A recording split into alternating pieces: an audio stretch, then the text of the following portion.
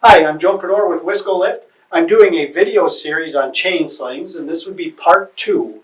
And part 2 is going to be talking about the working load limits of chain sling and how the working load limit of chain is affected by the different types of hitches and also with angles.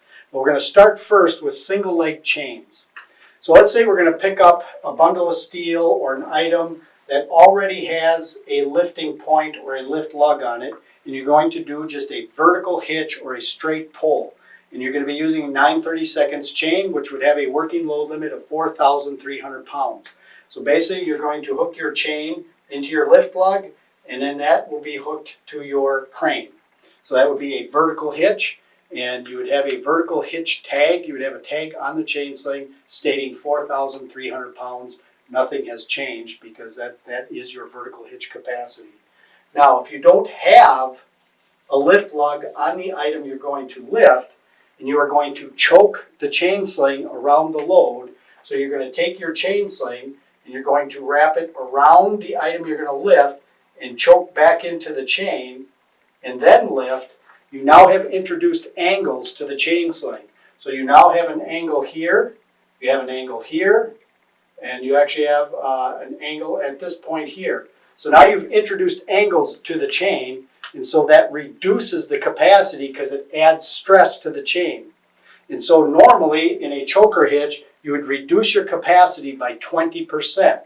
20% of 4,300 gives you a capacity of about 3,440 pounds. You no longer have a vertical hitch, this is a choker hitch. So a choker hitch reduces the capacity of the chain. Now if you're using a balanced load and you are going to basket around this load, so you're basically taking your chain sling and going around the load and just basketing to two different cranes with a straight vertical basket hitch, you basically double the capacity of the chain sling. So instead of 4,300 pound working load limit, which would be your vertical working load limit, you would have 8,600 pounds. But you would have to have two vertical legs. So you would need either a spreader beam, a lifting bar, or two cranes. However, I do not recommend this with a single leg chain sling because the item you're lifting could tip and roll out of the sling.